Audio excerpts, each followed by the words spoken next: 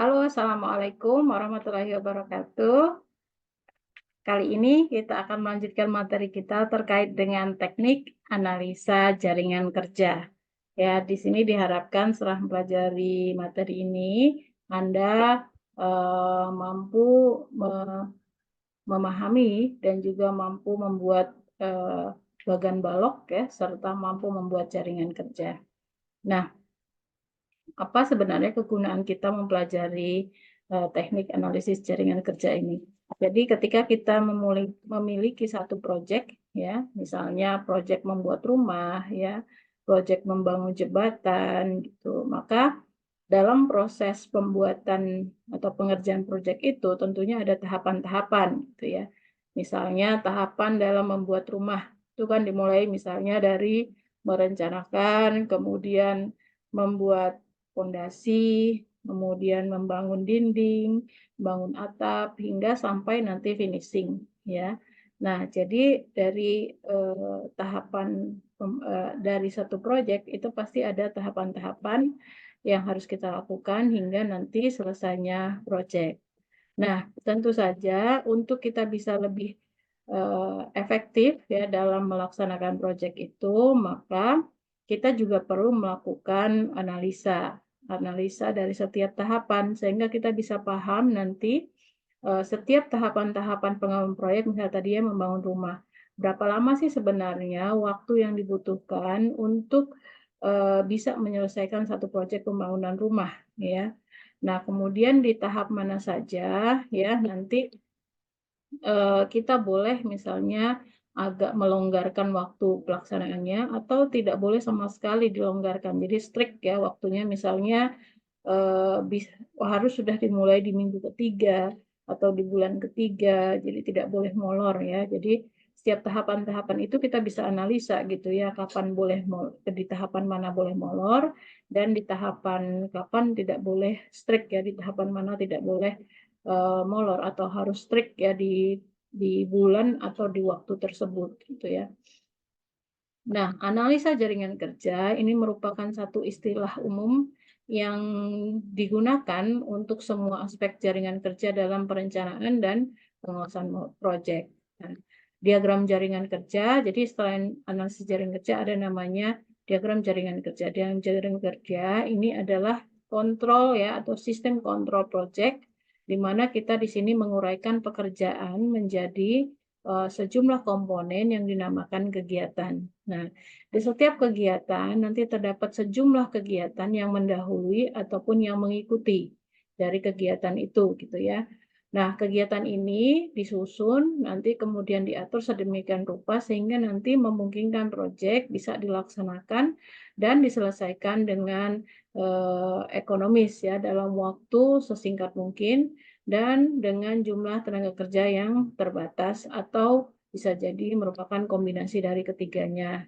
Nah, penyusunan jaringan kerja pada permulaan dari tahap formulasi merupakan analisa yang sifatnya sistematis ya dan dalam beberapa hal telah ditetapkan pada proyek. Jadi misalnya asumsi dasar yang kita gunakan untuk memilih ataupun menetapkan berbagai alternatif tertentu dalam mencapai tujuan dari proyek. Nah, perencanaan jaringan kerja ini merupakan sebuah tools manajemen yang memungkinkan kita untuk bisa merencanakan secara eh, atau dalam bentuk suatu pernyataan ya, dalam bentuk grafis ya dari beberapa kegiatan yang diperlukan dalam menyelesaikan pengerjaan proyek itu hingga akhir.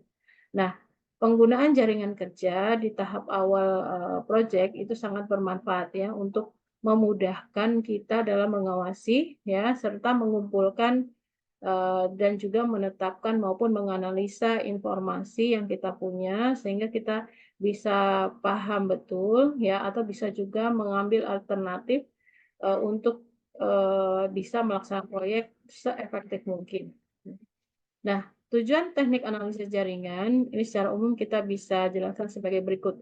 Yang pertama, ya, pemakaian analisa jaringan ini dimaksudkan untuk mengkoordinir semua unsur proyek dalam satu rencana utama, ya, dan menciptakan satu model kerja untuk melengkapi proyek tersebut sehingga nanti kita bisa memperoleh waktu terbaik dalam pelaksanaan ya, ataupun pengurangan atau penekanan ongkos biaya dan mengurangi risiko. Jadi nanti kita ketika ditanya berapa lama sih kegiatan proyek ini bisa dilaksanakan atau berapa sih waktu terlama untuk melaksanakan kegiatan menyelesaikan kegiatan proyek gitu ya. Kita bisa menyampaikan di situ dan juga tadi ya seperti saya sampaikan sebelumnya, kita juga bisa tahu kapan ya bisa dilonggarkan waktunya ataupun juga bisa dimajukan gitu ya pelaksanaan proyeknya seperti itu. Nah, kemudian kita juga dari pelaksanaan proyek tersebut kita juga bisa uh, bisa apa namanya bisa mengetahui gitu ya berapa biaya yang kita bisa gunakan gitu ya untuk kita bisa menyelesaikan proyek tersebut. Bahkan kalaupun mau dipercepat, kita bisa tahu ya eh, kapan kita bisa mempercepat pelaksanaan proyek tersebut, gitu ya. Nah itu dari sisi eh, apa namanya dari sisi eh, kegunaan penggunaan teknik analisis jaringan. Kemudian hal lain yang kita bisa eh, dapatkan dengan kita melakukan analisis jaringan adalah kita bisa mempelajari beberapa alternatif ya, baik di dalam maupun di luar proyek ya, dan juga kita bisa mendapatkan atau mengembangkan jadwal yang optimum seperti saya sampaikan tadi ya, berapa maksimum waktu yang dibutuhkan kalau mau dipercepat, seberapa cepat kita bisa laksanakan dan berapa biaya yang kita butuhkan jika dipercepat ya untuk penyelesaiannya. Lalu juga terkait dengan penggunaan sumber daya secara efektif dan efisien. Lalu juga kaitannya dengan alat komunikasi antar pimpinannya, ya dalam hal ini tadi ya terkait dengan waktu, biaya yang kita butuhkan, ya. Kemudian juga kaitannya dengan pengawasan pengembangan pembangunan proyek. Lalu yang terakhir terkait dengan memudahkan revisi atau perbaikan. Jadi ketika kita sudah menganalisa, kita tahu jadinya di mana yang harus kita pantengin gitu ibaratnya kita fokuskan karena mungkin itu adalah tahapan-tahapan yang tidak boleh molor pelaksanaannya. Ya.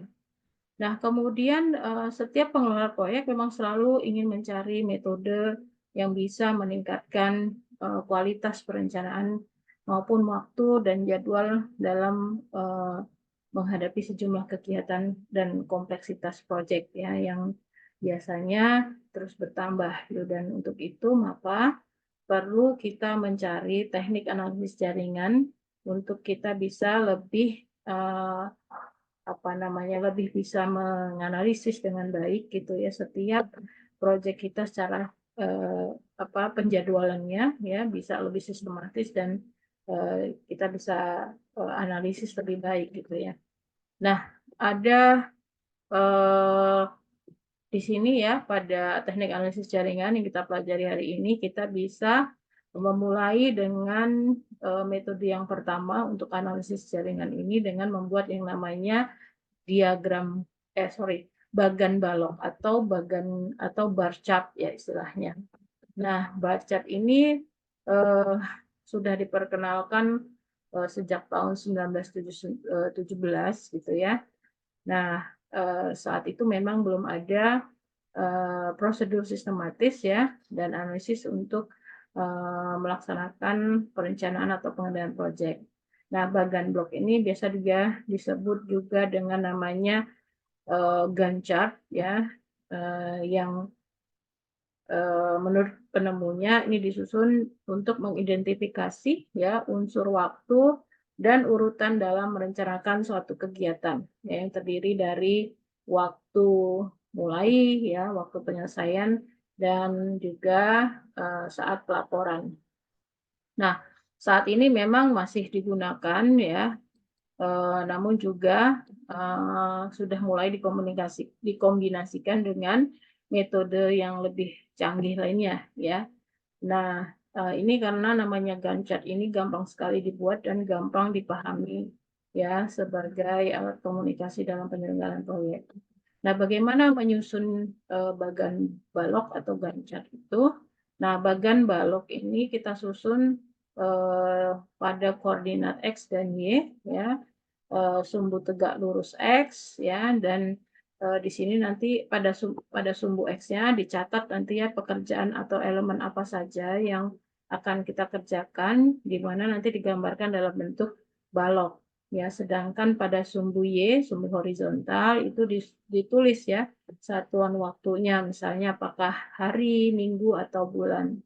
Nah, nanti di sini waktu mulai dan waktu akhir dari setiap pekerjaan itu adalah ujung kiri dan kanan dari balok-balok yang bersangkutan. Nah, pada waktu pembuatan bagan balok ini nanti kita harus sudah memperhatikan urutan kegiatan ya, meskipun nanti belum terlihat ya hubungan ketergantungan antara satu kegiatan dengan kegiatan lain. Nah, format penyajian bagan balok itu uh, harus lengkap ya, berisi tentang perkiraan urutan pekerjaan, ya skala waktu dan juga analisis kemajuan pekerjaan pada saat nanti pelaporan. Nah, bagaimana format yang lazim dipakai?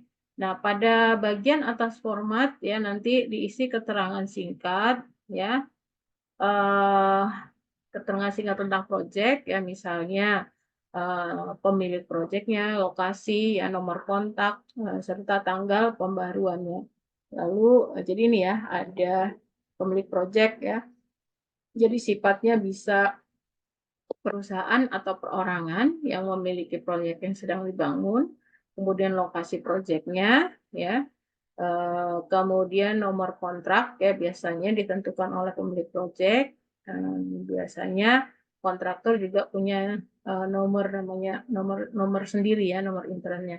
Kemudian tanggal pembaruan. Nah, di sini nanti eh, pada waktu tertentu nanti ya untuk mengetahui kemajuan pelaksanaan, maka nanti jadwal pekerjaan ini kan biasanya kadang mengalami perubahan. Jadi nanti setiap ada perubahan dicatat ya di bagian ini ya. Lalu kemudian keterangan kegiatan atau pekerjaan. Jadi di samping penjelasan di atas, maka masing-masing balok itu minimal dibubuhi keterangan perihal seperti misalnya kurun waktu pengerjaan ya, misalnya rencana atau perkiraan kurun waktu kenyataan waktu yang digunakan, dan kemudian kenyataan waktu ini nanti bisa kita gunakan pada waktu pelaporan. Nah, biasanya ini digambarkan dengan garis tebal. Ya, dia sejajar dengan waktu perencanaan. Nanti di situ akan terlihat ya berapa besar perbedaan antara perencanaan dan kenyataan. Lalu kemudian juga sumber dayanya. Ya, jadi di sini dijelaskan mengenai jumlah sumber daya untuk menyelesaikan kegiatan yang bersangkutan ya, misalnya jam, orang, atau jumlah orang dan lain-lainnya. Lalu ada node I dan J. Nah, bila nanti bagan balok ini dihasilkan dari analisis jaringan kerja, misalnya kita menggunakan CPM ya, CPM itu Critical Pathway Method ya, maka akan meningkatkan memudahkan penggunaannya bila dicantumkan pula penjelasan terkait dengan nomor node. Jadi nanti kalau dalam CPM ya kita akan menggambarkan analisis jaringan kerja ini dengan node-node ya. Jadi di sini dikatakan node I, node J ya pada masing-masing kegiatan. Lalu garis laporan. Nah, laporan terakhir dari pekerjaan ini ya ditandai dengan garis putus vertikal ya. Dengan demikian akan terlihat nanti seberapa jauh kemajuan atau keterlambatan masing-masing dari kegiatan. Nah, ini adalah contoh bagan blok atau bagan balok atau Gantt chart. Contohnya misalnya di tabel 4 ini ada proyek pembangunan gudang kerangka besi. Nah, di sini diidentifikasi ya elemen kegiatan pembangunan gudang kerangka besi. Jadi di sini ada sampai F ya, sampai mendirikan bangunan. Nah, setelah diuraikan jadi komponen yang bersangkutan, kemudian ditentukan urutan pelaksanaan pekerjaannya, lalu diperkirakan kurun waktu yang diperlukan. Nah, kemudian pada saat pelaporan misalnya di akhir bulan dibandingkan ya antara kenyataan dengan rencana. Misalnya kita lihat di tabel 5 ya. Tadi misalnya A, B, C, D, E, F ini adalah menurut waktu hari perencanaannya. Kemudian kenyataannya seperti apa. Jadi misalnya kegiatan A ini direncanakan 4 hari, kenyataannya memang dilaksanakan 4 hari. Demikian juga untuk kegiatan B. Namun di kegiatan C, ya ternyata menurut rencana 3 hari, 5 hari, tapi ternyata pelaksanaannya selama 8 hari. Gitu ya. Lalu kemudian untuk kegiatan D, E, F itu belum tahu karena mungkin belum dilaksanakan. Nah, setelah itu ya dimasukkanlah keterangan dari tabel tersebut, maka disusunlah baru kita susun namanya bagan balok atau gancatnya. Jadi ini tadi ya sumbu Y, ini sumbu X-nya gitu ya. Jadi kita buat misal kegiatan A berapa nih lama waktunya yang 4 hari, kegiatan yang garis tebalnya ini adalah garis putus-putus adalah rencana, garis tebal ini adalah kenyataan, ya demikian seterusnya. Jadi terlihat di sini mana rencana, di mana juga kenyataan, ya. Kemudian tonggak kemajuan dan jadwal induk. Jadi bagan balok ini ya sering dipakai untuk menyusun jadwal ya jadwal induk satu proyek ya yang mana tergantung dari macam proyeknya ya. Jadwal induk umumnya bisa terdiri dari 20 sampai 50 milestone ya. Nah, tonggak kemajuan ini bisa dilihat dari pencapaian keberhasilan proyek dari segi jadwal ya. Tonggak kemajuan ini menandai waktu mulai dan atau akhir dari satu kegiatan penting. Ya, nanti kalau terlambat dia punya dampak negatif yang cukup besar. Jadi misalnya pembangunan pabrik pupuk di lokasi terpencil ya di mana jalur pemasukan peralatan material itu melalui transportasi laut. Maka penyelesaian pembuatan dermaga barang itu akan merupakan event kunci bagi berlangsungnya kegiatan berikutnya. Nah, beberapa event yang sering menjadi tonggak kemajuan dalam proyek IMK adalah penandatanganan proyek ya dan juga penyelesaian pembuatan fondasi serta penyerahan peralatan utama dan lain-lain. Lalu apa saja keunggulan dan kelemahan Gancat ya. Jadi kalau dari contoh di atas ya, memang pembuatan Gancat itu mudah dibuat dan juga mudah dipahami dan memang metode ini sangat berfaedah ya sebagai alat perencanaan dan juga komunikasi. Nah, kalau misalnya metode ini digabungkan dengan metode lain, misalnya dengan membuat kurva S ya, maka dapat dipakai untuk aspek yang lebih luas, seperti misalnya dicontohkan di tabel 23 ya.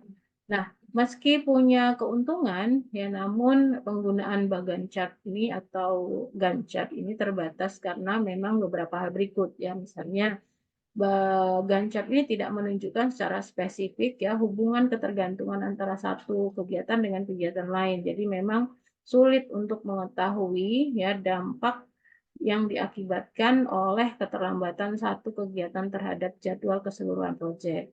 Lalu yang kedua terkait dengan sukar mengadakan perbaikan atau pembaruan karena memang umumnya ya harus dilakukan dengan membuat Gantt baru. Padahal ya tanpa adanya pembaruan itu Gantt sebelumnya menjadi usang ya, jadi nggak ada gunanya itu. Nah, untuk proyek berukuran sedang dan besar yang sifatnya kompleks ya penggunaan Gantt ini bisa menghadapi kesulitan ya karena kalau dia sangat kompleks maka sangat susah untuk menyusun sedemikian besar ya kegiatan yang kita masukkan nanti ke dalam apa namanya garis X dan Y-nya gitu ya. Nah, tapi kalau memang jumlah kegiatannya tidak terlalu banyak ya dan misalnya dengan membatasi dan memilih yang penting saja, maka pemakaian Gantt ini bisa menjadi pilihan yang pertama gitu ya, karena mudah dimengerti dan gampang digunakan. Lalu jaringan kerja, ya. Dari sisi penyesuaian jadwal, jaringan kerja ini menjadi satu langkah penyempurnaan ya dari metode Gantt chart ya, karena memang bisa memberikan jawaban atas pertanyaan-pertanyaan yang belum dipecahkan oleh metode tersebut. Jadi misalnya berapa lama perkiraan kurun waktu pelaksanaan proyek ya, dan juga kegiatan mana yang bersifat kritis dalam hubungannya dengan penyelesaian proyek. Nah, kemudian apabila terjadi keterlambatan dalam pelaksanaan kegiatan tertentu ya, bagaimana pengaruhnya terhadap satu jadwal penyelesaian proyek, itu bisa kita ketahui dengan menggunakan jaringan kerja.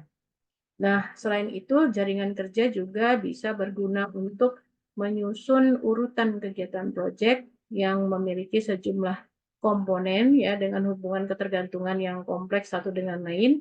Yang kedua, membuat perkiraan jadwal proyek yang paling ekonomis dan juga bisa mengusahakan fluktuasi minimal penggunaan sumber daya. Nah, dari beberapa versi analisis jaringan kerja yang biasa digunakan, ada misalnya metode namanya metode lintas kritikal atau critical path method atau metode ya, atau namanya CPM. Nah, teknik dan juga ada namanya satu lagi teknik evaluasi dan dalam proyek atau project evaluation and review technique atau PERT ya. Ada lagi metode diagram presiden atau presiden diagram metode ya. Nah, jaringan kerja jadi 3 metode ini ya, baik CPM, PERT maupun presiden diagram metode ini ya, kita bisa gunakan untuk nanti menyuguhkan teknik dasar dalam menentukan urutan kurun waktu kegiatan proyek ya, dan kita bisa memperkirakan nanti waktu penyelesaian proyek secara keseluruhan. Nah, ini kalau sejarah saya rasa nanti bisa dibaca sendiri tentang sejarah CPM maupun PERT ya. Sebenarnya CPM sama PERT itu tidak terlalu jauh ya perbedaannya ya, hampir mirip sebenarnya ya, tidak begitu berbeda ya.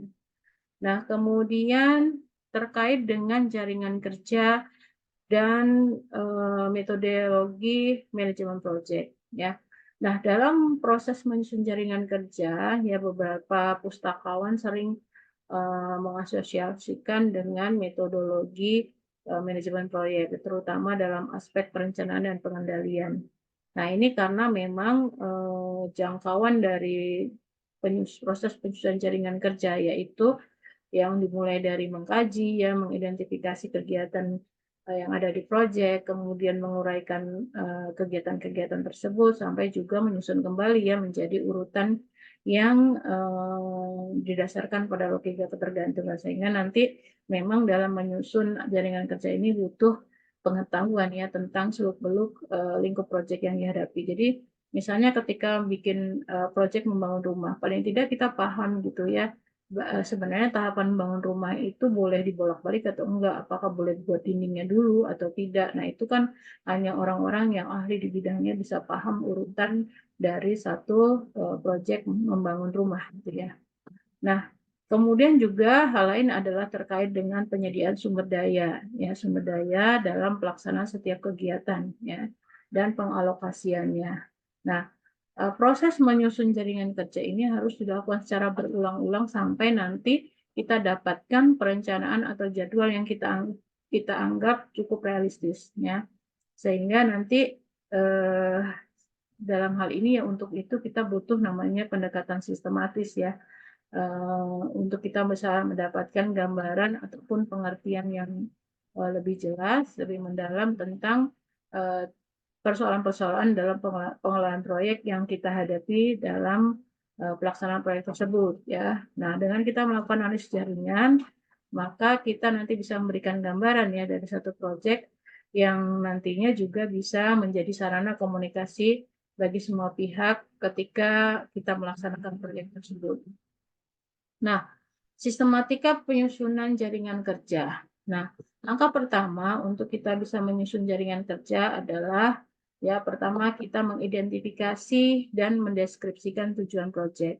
Tujuan pertama ya hanya satu ya yang dinyatakan nanti sebagai tujuan utama Ya, kemudian tujuan pada level tingkat pertama nanti kita bagi menjadi tingkat kedua yang disebut dengan tujuan penyangga. Lalu dibagi-bagi lagi tujuan penyangga ketiga, tujuan penyangga seterusnya gitu ya. Sehingga nanti kita bisa peroleh tujuan setiap unsur yang terdapat dalam pelaksanaan pembangunan proyek.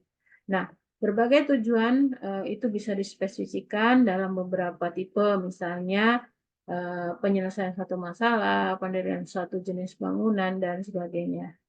Nah, kemudian perencanaan ini ditekankan pada sejumlah kegiatan ya, yang nantinya mencapai berbagai tujuan ya dari setiap unsur kegiatan proyek, yang nantinya juga bisa memberikan gambaran ya atau skema dari berbagai tindakan maupun prosedur dari tugas yang akan dilaksanakan dalam satu proyek tersebut. Ya.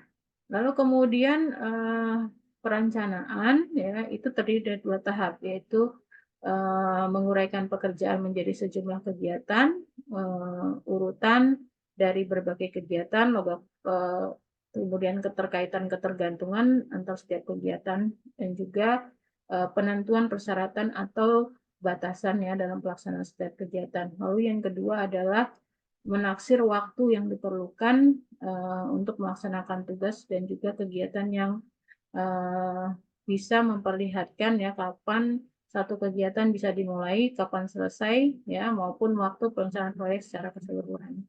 Nah, semua pekerjaan itu diuraikan dalam berbagai kegiatan terpisah yang bisa menjelaskan tentang tujuan maupun cara ataupun tahapan yang diperlukan untuk menyelesaikannya. Nah, setiap operasi pekerjaan itu disebut sebagai kegiatan, ya.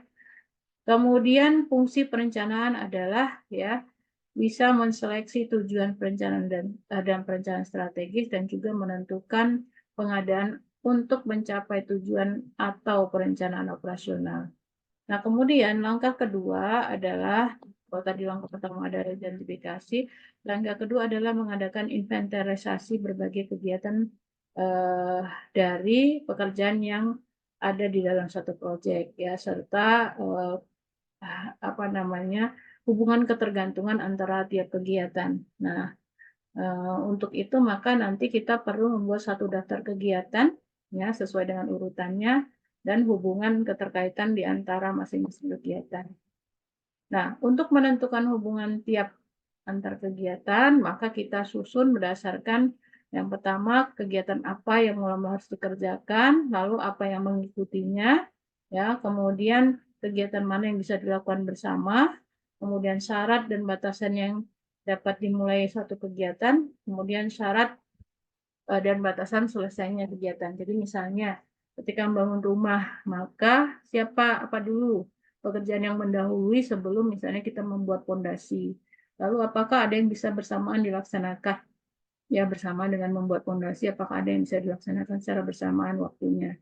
Itu ya. Nah, hal-hal itu yang kita susun ya sebagai catatan. Lalu kemudian langkah yang ketiga adalah mengetahui ya penggunaan simbol dari setiap kegiatan ya. Misalnya kita menggunakan, kalau nanti kita membuat analisis jaringan, nanti kita gunakan simbol lingkaran gitu ya, simbol anak panah.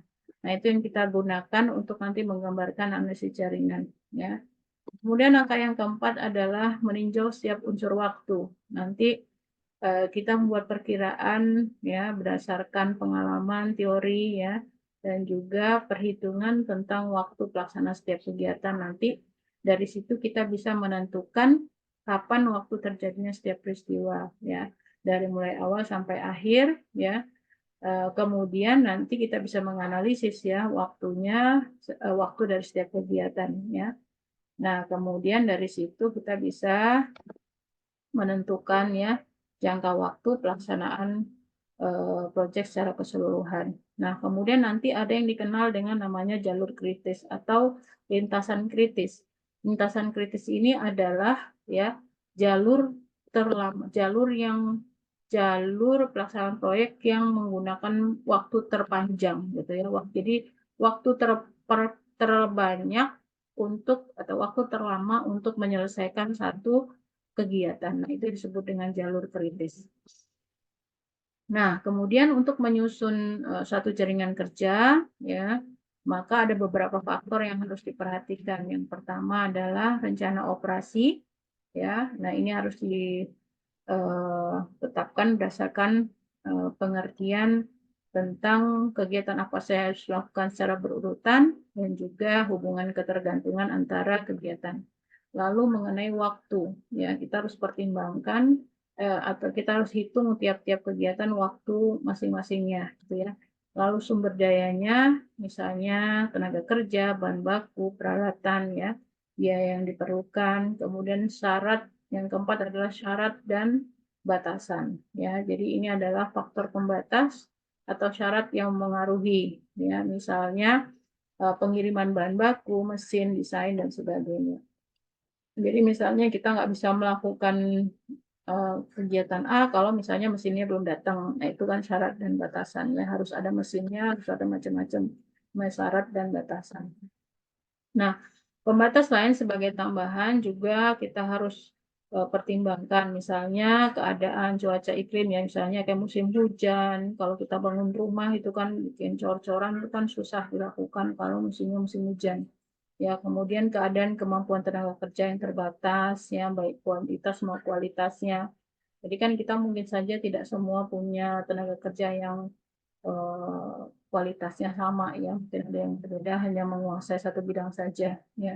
Kemudian situasi dan perkembangan perekonomian, sosial maupun politik. Nah, ini juga ada kaitannya, ya, ketika misalnya harga-harga bakal naik, ya, harga bangunan, ya, misalnya itu naik misalnya, ya.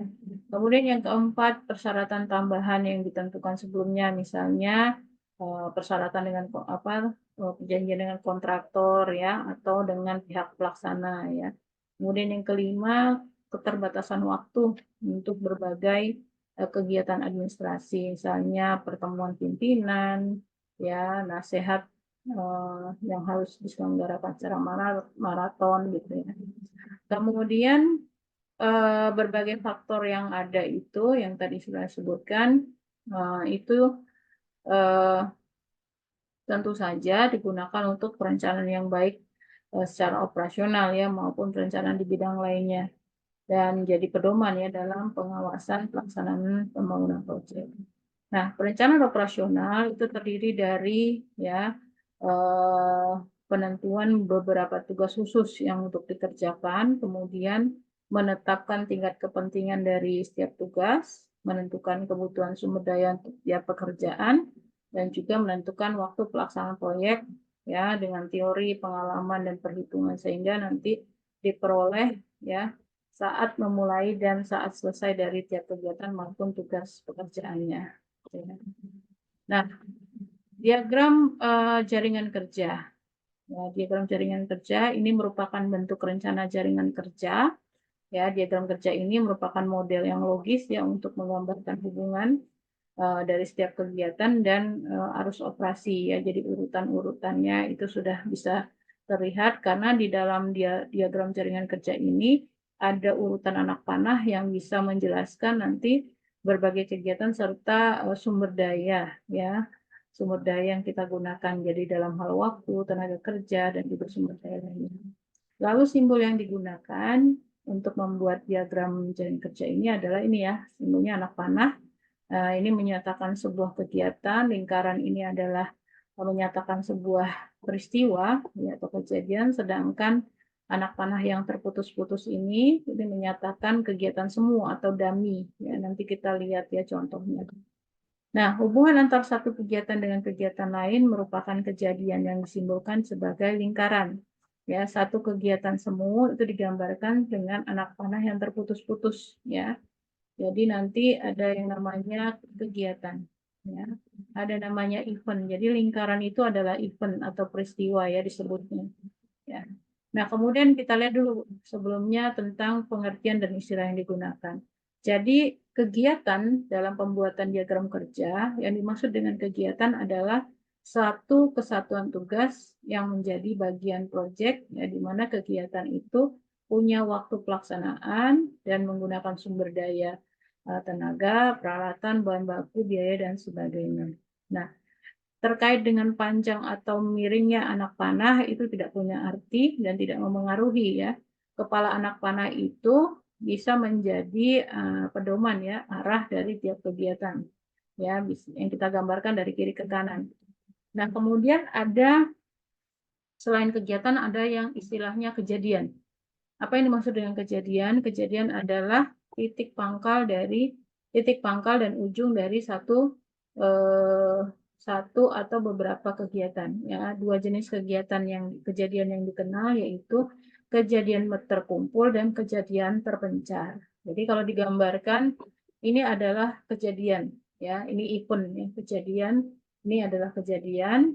Kemudian kejadian mengumpul, yang dimaksud kejadian mengumpul gini. Jadi ada kejadian-kejadian lain kemudian mengumpul ya di satu kejadian. Nah, ini disebut dengan kejadian terkumpul. Lalu misalnya kejadian terkumpul ini ya masuk ke satu kejadian, ya kejadian ini kemudian memencarkan atau berpecah menjadi beberapa kejadian lain. Maka ini disebut dengan kejadian terpencar. Nah, kemudian adapun terkait dengan kejadian semu atau dami, ini adalah kegiatan ya. Kegiatan semu atau dami adalah kegiatan yang tidak perlu waktu pelaksanaan ya, atau dikatakan nol lah ya, nol waktunya gitu ya, tenaga kerjanya nol, kemudian juga tidak semuanya nol karena memang disebut dengan dami, seolah-olah dia ada padahal dia tidak ada. Ya, kegiatan dami ini ya digunakan untuk menggambarkan jika nanti agar ya, jadi agar dua buah kegiatan itu tidak dimulai dan berakhir di kejadian yang sama ya. Gitu ya. Nanti kita gambarkan contohnya juga. Jadi misalnya ada kegiatan A, ini kegiatan A. Jadi satu kegiatan dimulai satu event, diakhiri satu event. Jadi ini ada dua event ya. Lingkaran ini kan menggambarkan event. Jadi kegiatan A itu dimulai dari satu event, diakhiri satu event.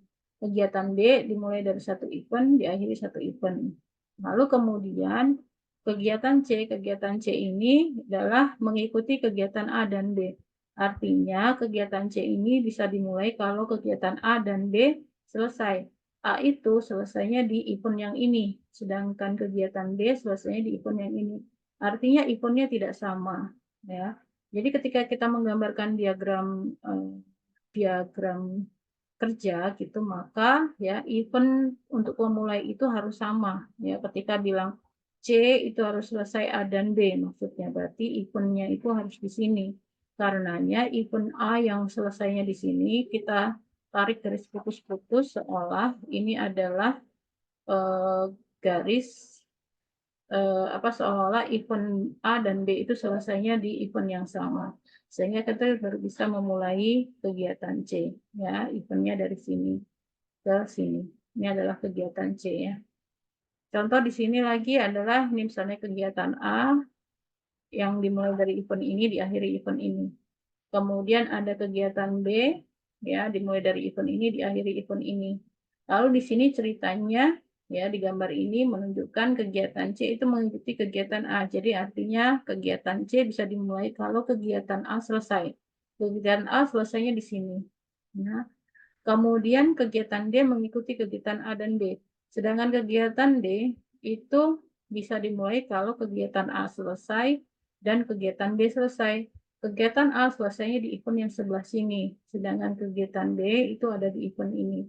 Nah, untuk menunjukkan bahwa kegiatan A dan B itu selesainya sama, maka kita tarik ya dari event akhir kegiatan A, kita tarik garis putus-putus ke event dari kegiatan B, event akhir dari kegiatan B.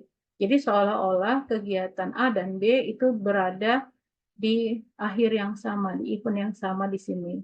Nah, di sini baru kita bisa tarik garis panah yang menunjukkan nanti bahwa kegiatan D sudah bisa dilaksanakan. Seperti itu ya.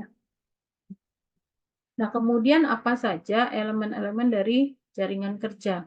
Jadi, contoh elemen jaringan kerja ini kita lihat seperti ini ya. Kegiatan A dan B bisa dimulai kalau kegiatan A dilaksanakan ya, selesai. Jadi A, B katanya kalau A selesai. Jadi ini adalah kegiatan A gitu ya.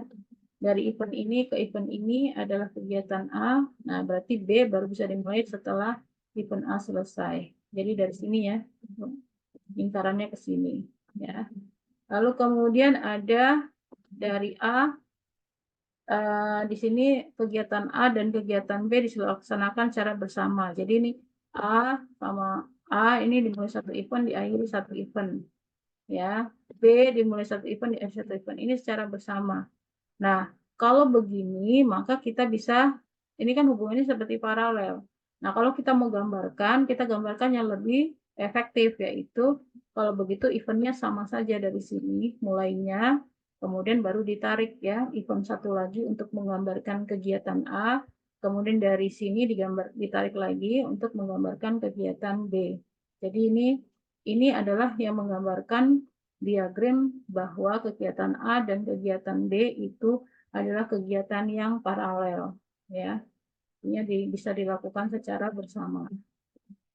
Kemudian ini adalah contoh lain, kegiatan A dan B harus selesai, maka kegiatan C baru bisa dimulai. Nah, ini yang dikatakan kegiatan A itu selesai di sini, kegiatan B juga selesai di event yang ini. Nah, sehingga kegiatan C baru bisa dimulai. Nah, gambar keempat ini menunjukkan kegiatan C dan D baru bisa dimulai kalau kegiatan A dan B selesai.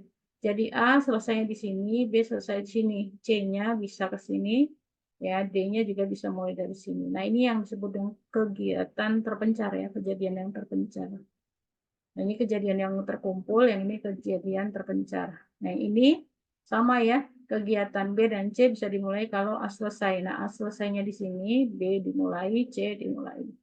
Ya. Nah, ini adalah contoh beberapa jaringan kerja sederhana. Nah, kemudian apa persyaratan penggambaran diagram kerja? Nah, syaratnya adalah yang pertama, diagram jaringan kerja suatu proyek itu harus dimulai satu kejadian, diakhiri satu kejadian. Jadi, yang dikatakan satu kejadian, ya, ini tadi ya, dimulai dari satu event. Sorry, ini saya gambar ya. Jadi satu kegiatan itu dimulai dari satu event, diakhiri satu event. Ini yang disebut dengan satu kegiatan. Ya, jadi yang dimaksud ini adalah satu kegiatan. Ya, dimulai satu event, lingkaran ini kan namanya event. Ya, dimulai satu event, diakhiri satu event. Nah, kemudian anak panah itu adalah merupakan garis lurus yang nggak boleh garis patah, lurus ya. Kemudian harus dijaga kiri kanannya dengan gambar lingkaran kejadian sebelah kiri, yang ini dari anak panah ya. Nah, kemudian usahakan beda anak panah itu sekecil mungkin antara sudut ya. Kemudian hindari penggambaran anak panah yang berpotongan. Jadi nggak boleh misalnya begini, ini ke sini, ini ke sini gitu ya, nggak boleh berpotongan anak panahnya. Jadi, nah ini misalnya ada ikan di sini, nggak boleh begini ya. Ya. Hindarkan, hilangkan kegiatan semua yang tidak berguna. Jadi, satu diagram kerja sebaiknya adalah yang sedikit mengandung kegiatan semu. Jadi sedikit, jadi paling yang bagus adalah yang daminya paling sedikit, ya. Kemudian antara dua kejadian hanya boleh ada satu anak panah. Jadi ini ada dua kejadian, ini kan dua kejadian. Ada satu anak panah, nggak boleh begini double ya. Nah gitu. Kemudian itu 7 persyaratan yang untuk menggambarkan diagram jaringan kerja. Nah, kemudian sebelum menggambarkan diagram jaringan kerja dilakukan, maka kita harus tahu hubungan dan urutan setiap kegiatan, ya. Jadi kita harus tahu sehingga nanti kita bisa mengurutkan lingkaran-lingkaran tersebut, ya kan, nanti lingkaran-lingkaran tersebut kita urutkan nomornya. Ya. Kemudian ada kejadian lepas, ya. Ini bisa terjadi, ya, kadang terjadi kegiatan lepas dalam satu proyek di mana kegiatan tidak didahului maupun diikuti kegiatan lain. Nah, ini merupakan kegiatan yang harus kita inventarisasi, ya. Jadi nanti kegiatan karena apa? Nanti dia harus bisa dihubungkan ya atau dimasukkan dalam dari jaringan kerja. Jadi kita harus juga bisa memeriksa dan menguji logika kita sehingga kita bisa tahu ya, nanti dia harusnya bisa dimasukkan ke bagian jaringan apa namanya, urutan yang mana gitu ya. Kemudian jaringan melingkar. Jadi tidak mungkin terjadi jaringan yang melingkar ya. Kalau terjadi berarti terdapat ketergantungan antara kegiatan yang sifatnya nggak logis ya. Nanti kita harus cek lagi ya apakah kita memang salah ya dalam menganalisa urutan-urutan dari kegiatan tersebut. Nah, kemudian kegiatan majemuk ya dalam prakteknya nanti pelaksanaan proyek besar yang kompleks pasti nanti ada kegiatan yang sifatnya majemuk ya. Jika kegiatan itu adalah kegiatan majemuk yang cukup besar, maka kita harus pecah-pecah menjadi kegiatan yang lebih kecil supaya nanti kita bisa melaksanakan kegiatan dengan tingkatan yang lebih kecil ya, lebih simpel ya. Nah, contoh misalnya dalam prakteknya dari kegiatan tersebut adalah pemasangan pipa ya dalam rumah yang cukup panjang. Dari ketiga kegiatan pelaksanaan itu misalnya ada menggali tanah, menanam pipa ya, dan menimbun kembali. Maka misal kita anggap tiga kegiatan itu adalah A, B, C, maka secara logika kita bisa mengurutkan kegiatan itu ya menjadi urutannya A, B, C. Jadi kita gambarkan ini adalah kegiatan A, satu event, dimulai satu event. Ini adalah kegiatan A, lalu kegiatan B, eventnya dimulai dari sini. Ya, kita tarik panah, diakhiri sini. Kegiatan C dimulai eventnya ini, kita tarik panah, menjadi kegiatan eventnya terakhir di sini. Seperti itu ya, ini adalah cara sederhana yang cara kita menggambarkan diagram jaringan kerja ya. Jadi kalau dari gambar ini kita bisa sampaikan bahwa kegiatan B baru bisa dilaksanakan apabila kegiatan A selesai. Kegiatan C bisa dilaksanakan kalau kegiatan B selesai. Gitu ya. Nah, itu cara menggambarkan diagram kerja. Nah, tadi kalau dikatakan diagram kerjanya tadi ABC itu adalah kegiatannya majemuk ya, banyak.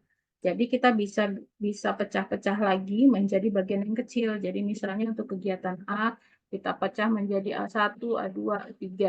Kegiatan B sama gitu ya. Nah, nanti kita urutkan lagi ya hubungan ketergantungan di antara kegiatan masing-masing itu. Jadi misalnya A1 harus mendahului A2, harus yang mendahului A3. B1 harus mendahului B2 gitu ya. Artinya di sini bahwa ya kegiatan itu ya masing-masing kita gambarkan terlebih dahulu. Jadi kalau katanya A1, A2 ya baru boleh A3, maka ini ya A1. Ini A1 kita gambarkan dulu. Nah, A1 katanya A2 boleh selesai kalau A2 selesai A1 baru boleh. A1 selesai di sini, maka A2-nya kita bisa mulainya dari sini. Demikian juga A3. A3 katanya bisa selesai kalau A2 selesai. Nah, ini berarti dimulai dari sini. Gitu ya. Kemudian B1 katanya bisa dilaksanakan kalau A1 selesai. A1 selesai di sini, maka B1 kita bisa tarik seperti ini. Lalu kemudian katanya di sini kalau apa nih? Kalau misalnya si B3 katanya ya, B3, sorry. Kalau misalnya B mana nih? A2, B1 ya. Nah, misalnya di sini B2 misalnya ya, B2 bisa dimulai kalau C2 selesai. Ya. Sorry, ya benar. B2 bisa dimulai kalau C2 selesai. Nah, C2 selesainya di sini. Nah, berarti B2 di mana selesainya? Oh, sorry. B2 dapat dimulai B1 dan A2 selesai. Nah, A2 selesainya di sini. B1 di sini selesainya. Nah, supaya B2 bisa dimulai, maka kita tarik garis putus-putus di sini. Jadi seolah-olah A1, B1, A2, B1 selesai di sini, maka bolehlah B2 selesai di sini. Kita mulai B2 ya dari sini. Dan selesainya di sini. Gitu ya. Nah, kemudian misalnya lagi B3 bisa dimulai kalau A3 dan B2 selesai. B3 selesai A3 itu selesainya di sini. Ya. Kemudian eh, B A3 B3 B2 selesainya di sini gitu ya. Nah, jadi bagaimana? Ya kita cari kalau begitu ya. Ini kan B2 selesainya di sini, A3 sini. Berarti B3 bisa kita mulai dari sini, kita tinggal tarik garis. Seperti itu. Nah, misalnya C2. C2 ini bisa dimulai kalau B2 selesai. B2 selesainya di sini. Dan C1 selesai. C1 selesainya di sini. Jadi biar sama, jadi mulainya kita tarik soal garis putus-putus lagi. Ini adalah eh, apa namanya, si seolah-olah B2 dan C1 di situ. Sehingga C2 bisa dimulai dari sini, tinggal ditarik dari situ. Demikian seterusnya. Ya, jadi itu adalah gambar contoh diagram jaringan kerja yang kita bisa buat. Oke, saya kuliah hari ini saya cukupkan sampai sekian. Nanti kita lanjut di pertemuan berikutnya ya untuk kita bisa dapat contoh yang lebih detail sampai perhitungan ya, misalnya jalur-jalur kritis ya, kemudian waktu tercepat, waktu terlama menyelesaikan proyek, waktu tercepat menyelesaikan dan waktu tercepat memulai gitu ya. Jadi materi ini kita cukupkan sampai di sini. Kita lanjut di pertemuan berikutnya untuk mendapatkan eh, gambaran yang lebih detail lagi tentang bagaimana kita membuat jaringan kerja dan menganalisis jaringan kerjanya. Oke, terima kasih semuanya. Saya cukupkan. Assalamualaikum warahmatullahi wabarakatuh.